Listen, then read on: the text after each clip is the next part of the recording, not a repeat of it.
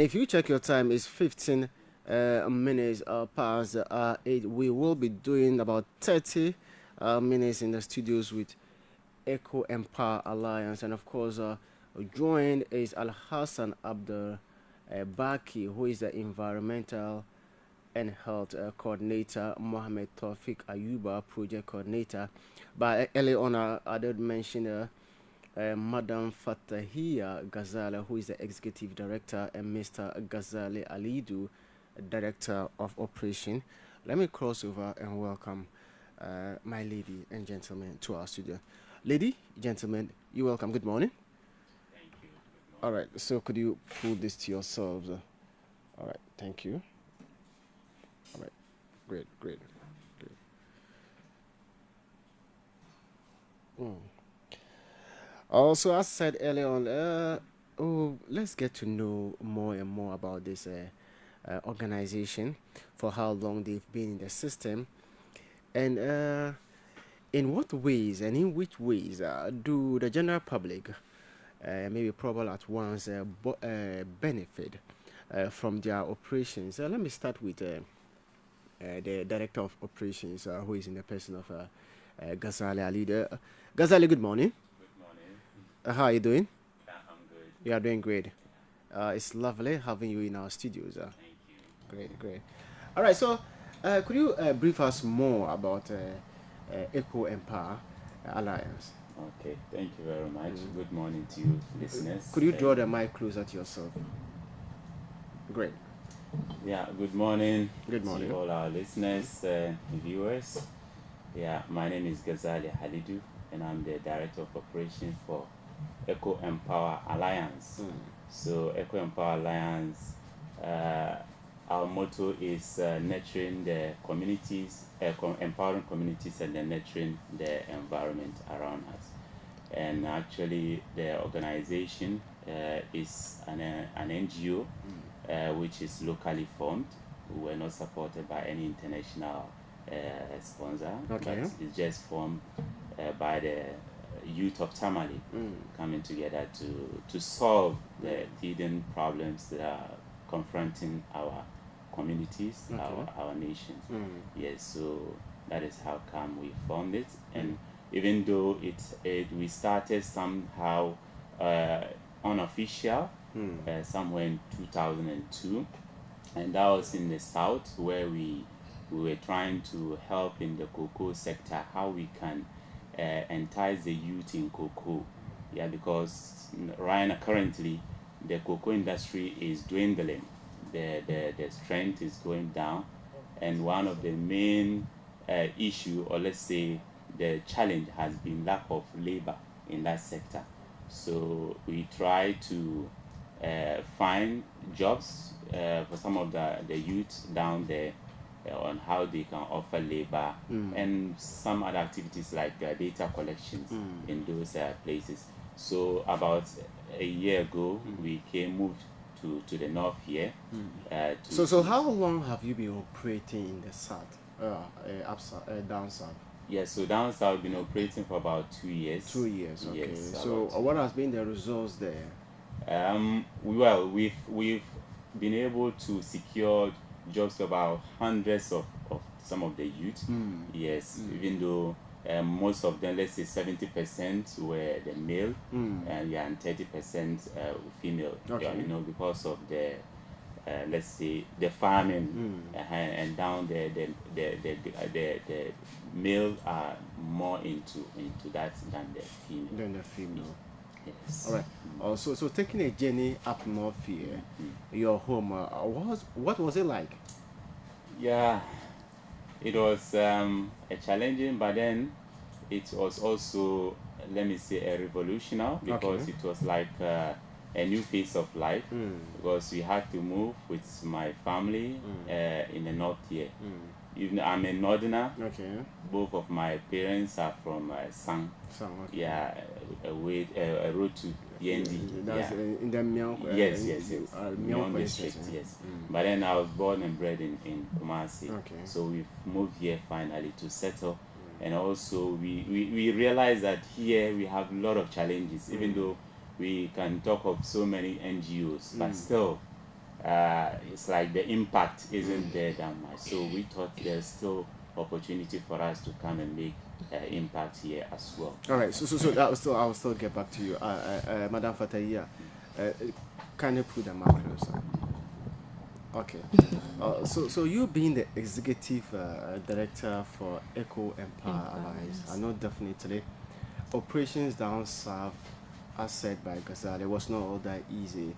Also, looking at the financial, aspect of your organization down south, was it all that easy? And now moving back up north here, how will you machinate things to, face the challenges before we still come to the challenges? Okay, thank you. I'm Fataya Ghazali, the CEO of EcoEmpower Alliance.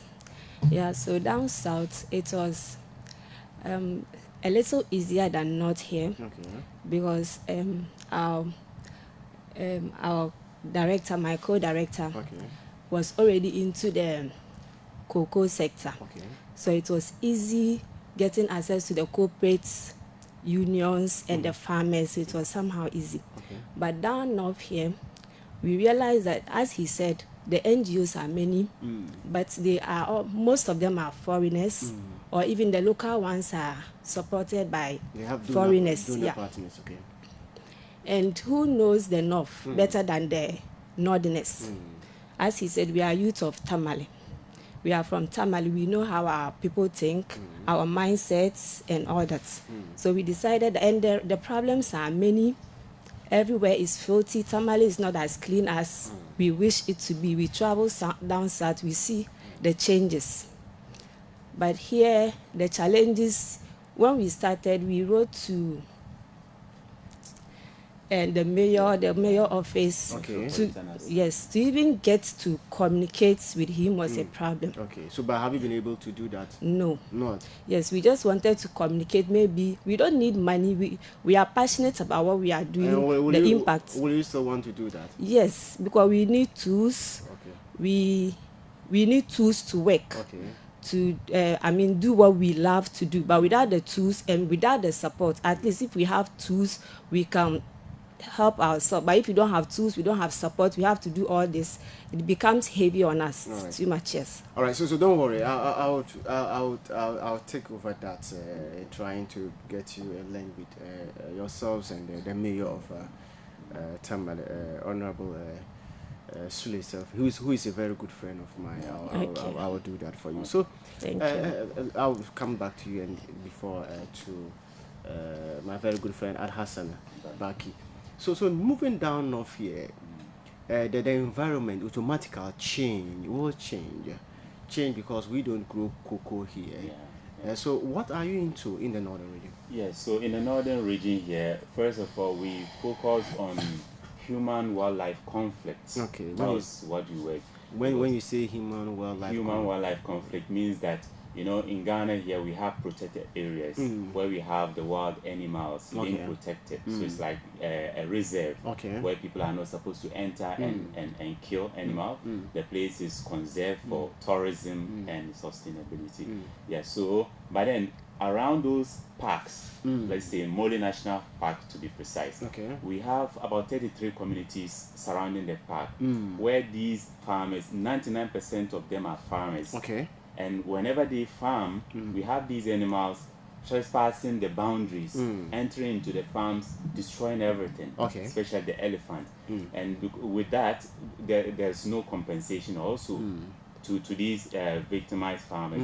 And so because of that, there's no compensation, farmers, or let's say the victims, tend to use retaliation. So by also killing these animals, and which is going against the conservation efforts for trying to protect these animals. And also it is kind of worsening the food insecurity in the north here. So we were trying to see, so what are some of the interventions so far that have been in place to prevent these occurrences, so that we see where are the gaps and how can we fill the gap. So that is where we even embark on a trip to the place. We visited Larbanga community, Murugu and Mogonori, and then we had interactions with the people, and we came out with a wonderful idea which we are still looking forward to push that project forward. But for now, because of funding. So we realized that no, we are staying in Tamale here. What is also one of the key challenges? So when we looked around, we realized everywhere is filthy, especially with the plastic. So the city is almost under pollution, plastic pollution.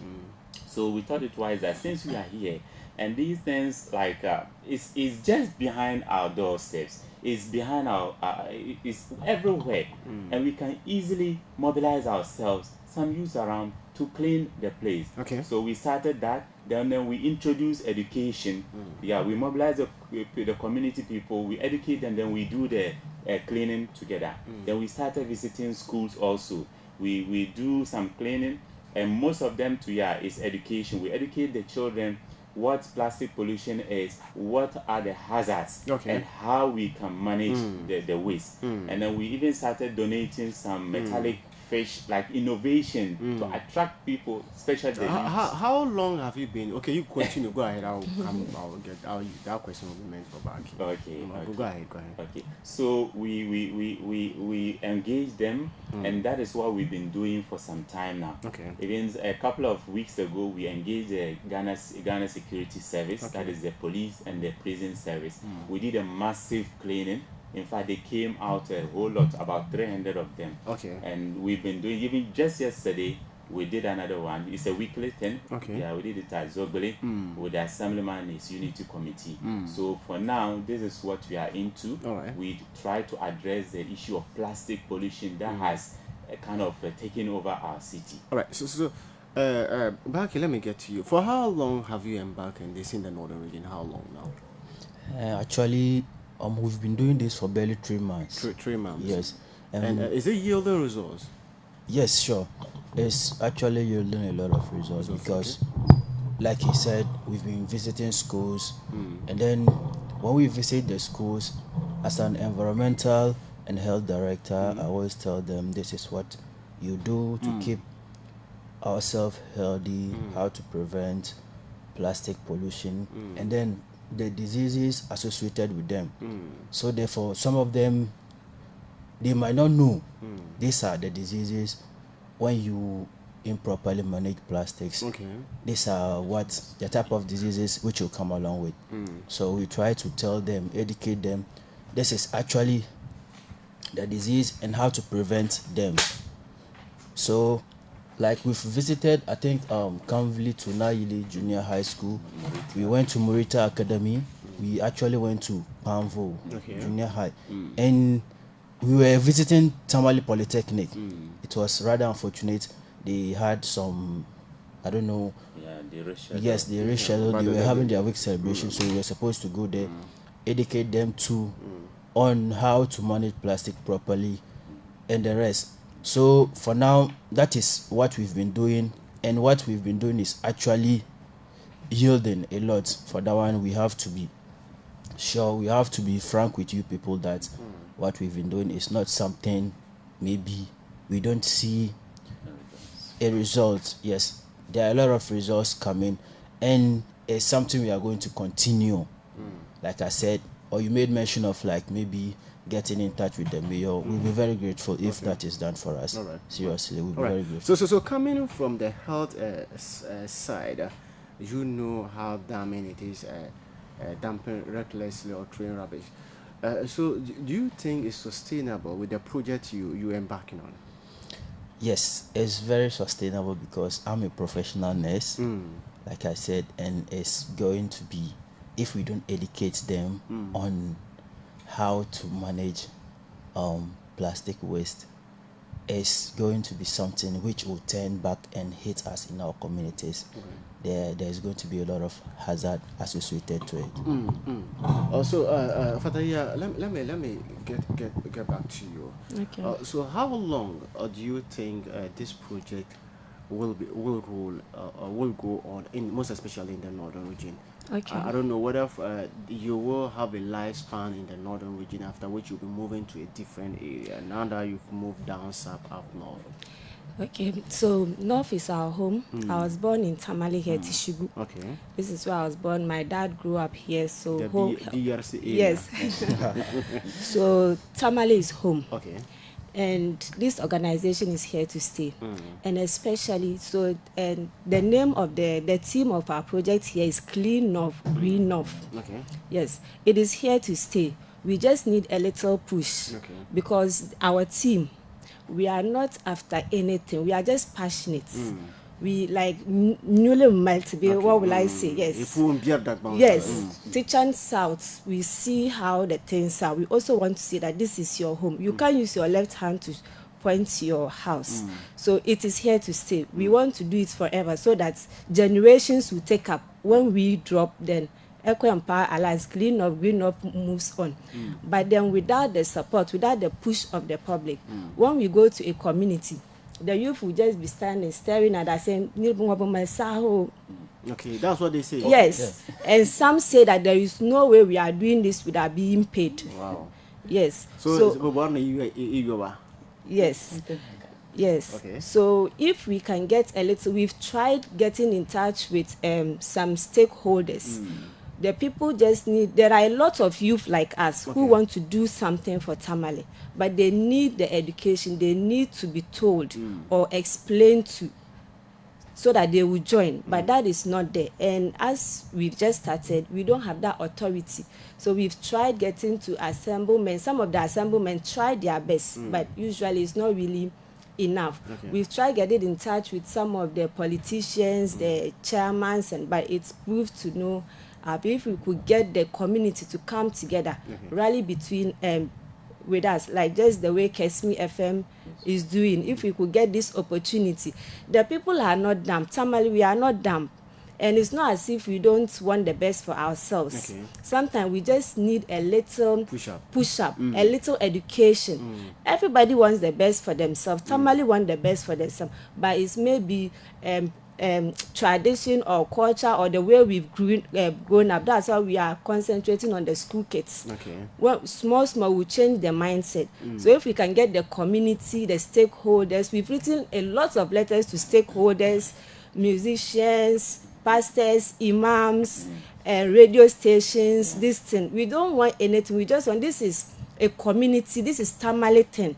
Formed by Tamale youth. Nobody knows us better than we ourselves. So let me come in here. With the letters you've written or you've wrote out there, are they willing to actually come on board? Yes, so we've done a number of follow-ups.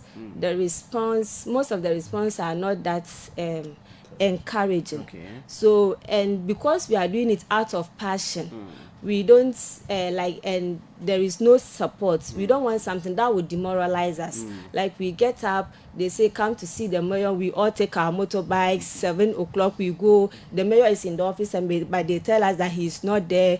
We go and see this person and they say the up and down, it demoralizes us. So in order not to be demoralized, we just stop and just do our work, do the best that we can. All right.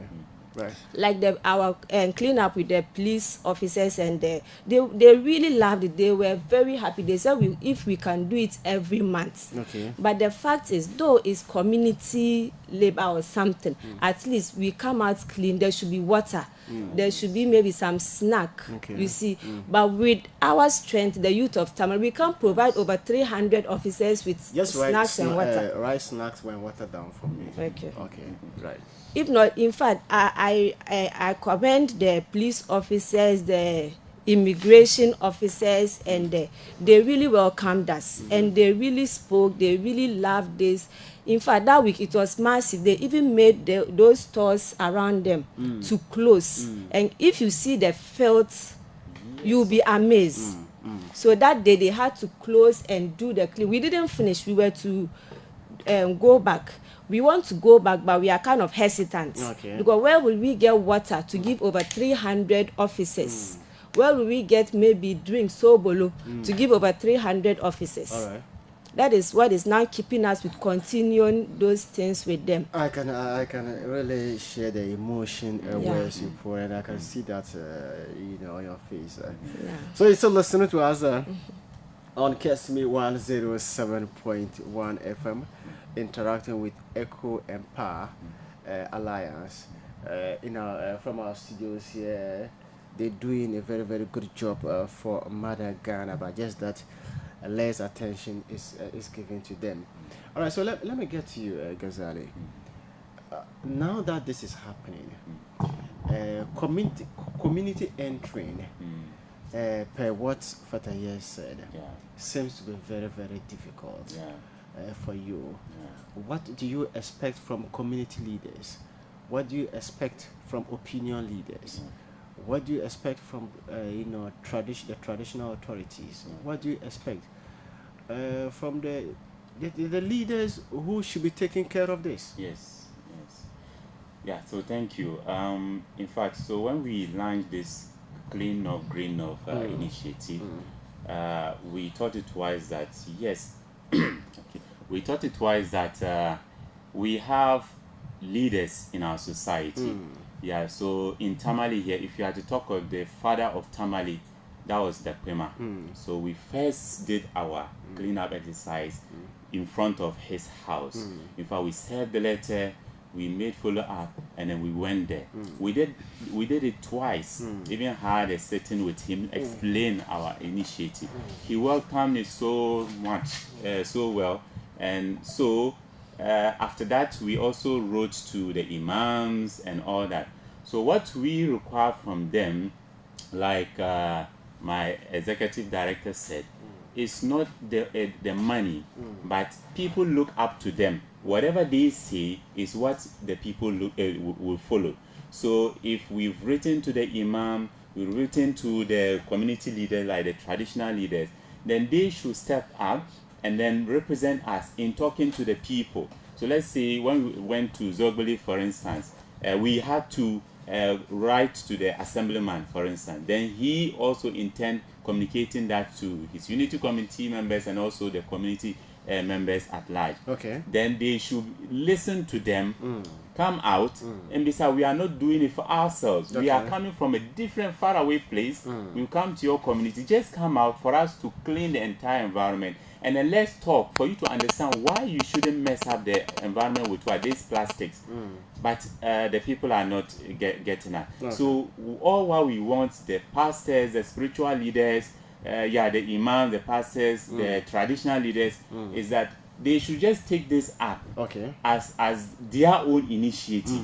Because I assume that if I'm sick, I can come to the let's say the temple or the church or the mosque to listen to sermon, to even do the good work in the community. So if cleaning the environment is something that will make me healthy and strong, then that should be the number one thing that we have to preach in our mosques, in our churches, so that people will live a healthy life before they can even come out to listen to the word of God, to even practice the activities. All right, so Baki, I know this is among a few challenges Ghazali has mentioned. Is there more you want to explore regards to some of the challenges you do encounter? Some of the challenges we do encounter most is just probably the logistics. The logistics has been a very vital issue that my executive director also mentioned. Mostly when we comes out to work, it's just a matter of what to use to make the work a better one. So it's sometimes we do like maybe call Zoom Lion to come to join with some of the logistics they have. And has it been easy? Is it always easy getting on board the Zoom Lion? Yes, actually it's been easy getting them, but we actually want to we want the logistics on our own. Yes, so that maybe we can come out without maybe disturbing them, or just coming out to work on our own without involving them, because this is something we intend doing. And I think each of our members, we are all capable. Yes, we know our capabilities. And so that's why actually when we are visiting a particular community, we get the assemblyman of that area informed, and then maybe to also mobilize his unit committee members so that they'll come out and we'll see how we go about it. Okay. Also, as I said, you're still listening to us on Kesmi 107.1. Follow us on Facebook. It's Kesmi 107.1 FM. Most definitely, you can drop your comments on Facebook, which is Kesmi 107.1. We will share them with you in as much as we go. So, as I said, with me is EcoEmpower Alliance. In our studios is Mr. Mohammed Tawfiq Ayuba, Project Coordinator, Al Hassan Abdebaki, Environmental and Health Coordinator of EcoEmpower Alliance, and of course the Chief Executive Officer herself, Madam Fatahia Ghazali and Ghazali Alidu, who is the Director of Operations. Also, fast forward, Ghazali, what's the way forward, and what do you think you will be bringing on board to foresee this dream come true? Okay, thank you. Initially, you spoke about sustainability, which is key to our operations, because we don't want to do make it like a 9-day wonder where we just come and shine once and then it's gone. No, we want the people to own it at the end of the day. That is why we've included the educational aspect to it. So when we go to a community, we bring them out, educate them, then clean, and then show them how to do the cleaning of their environment. And aside that too, we will want to go into a strategy whereby when we come to a place, for instance, let's say the Zobuli we visited, by the time we leave there, we should be able to form a group, like youth group, who will take up the mandate of what? Cleaning or mobilizing their people, let's say once a month. They will mobilize them, come out and do it, so that we don't have to come back to them. We can come out, but then they should be the one to own it. So this is the level of sustainability that we want to take it up to. And then we are also calling on the government, like we had with the police service. They are also willing to be doing it even once a month with us, though we are still in talk in that, so that we have this those olden days where we have communal labor.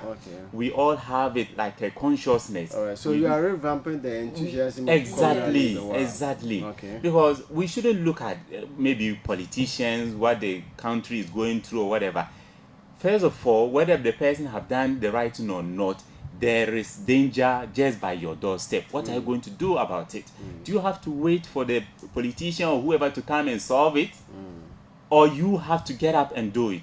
Because before you know, you will be lying at the hospital and then he'll be flying somewhere in Tokyo. So please, that is where we want to take it to achieve that sustainability aspect, for people to own it, so that we know that yes, we have achieved our aim. Now let's move to Upper West. Now let's move to Upper East. Let's move to Central Region. This is our dream. This is what we intend doing as EcoEmpower Alliance. We are cut out with time, so we're left with 2 minutes to, let's say 3 minutes to wrap it up.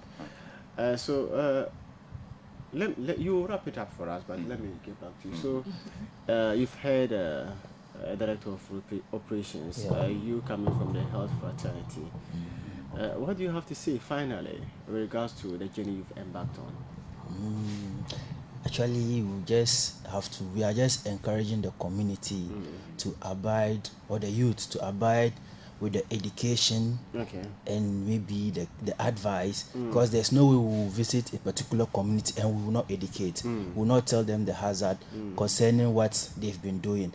And actually, we usually like get in touch, as in like maybe mobilize youth or relating to the schools.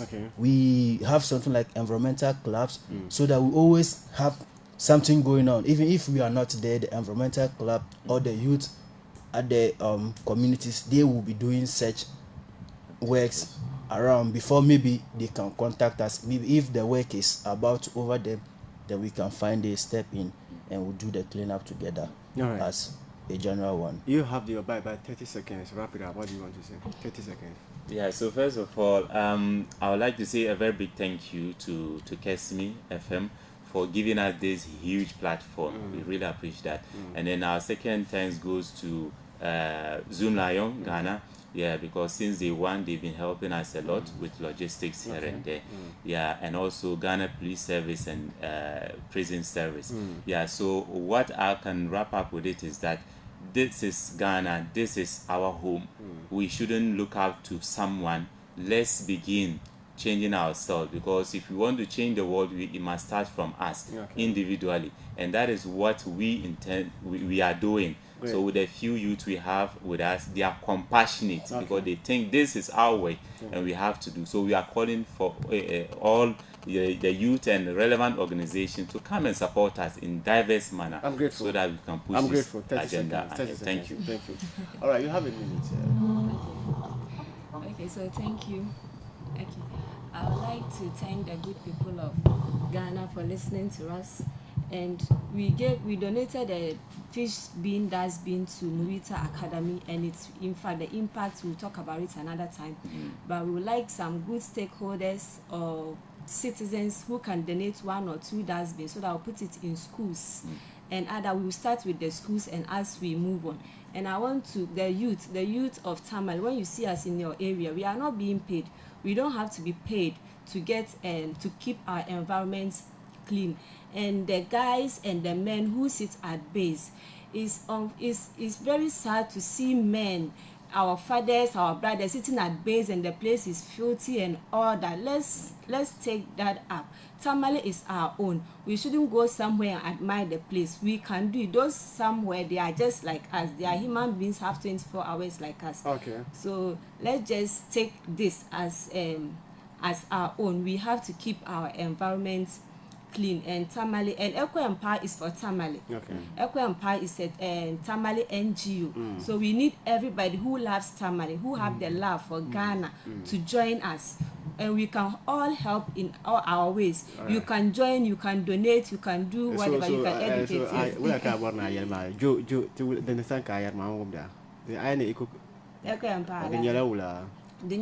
EcoEmpower the nyala tedene tamal na chimbe na pasar be inform EcoEmpower ibe tene non form litinya wula katien song dagbang izang ti chan school ka ti chan school hal university bon bokatien zanti tamal bokatien zanti lamba bin let ma dana, because I don't that to be me shebe bo sha kurga ma pumpo so kam shebe me so kam ba biar me that man yeah. Okay. All right, so thank you. But before I wrap it up, thank you guys. Tawfiq, Ayuba, yes. Ayuba, just 30 seconds. Let me hear you, okay? Tawfiq, just 30 seconds. Let's hear you. Let me hear you too. All right. So let me wrap it up. So what do you also have to say? Okay, thank you very much. My name is Tawfiq Ayuba, the project coordinator of EcoEmpower Alliance. My team has said it all. You know, I really enjoyed the conversation, though. I was just like a spectator. But then, once again, we are urging everyone. You know, this is volunteerism. So we are urging everyone to come out in their numbers and make the environment a better place for us to live in. So thank you very much. Is that what you have? That's just all you have? Well, it's all about making the environment a better place to live in. So anything that you can come out and do in your power to make sure the environment is a good and clean place for all, or a sanitized place for you to live in, why don't you do that? Yeah. Thank you, ladies, gentlemen. It's been lovely having you, passing through, and you heard it all from the Chief Executive Officer of EcoEmpower.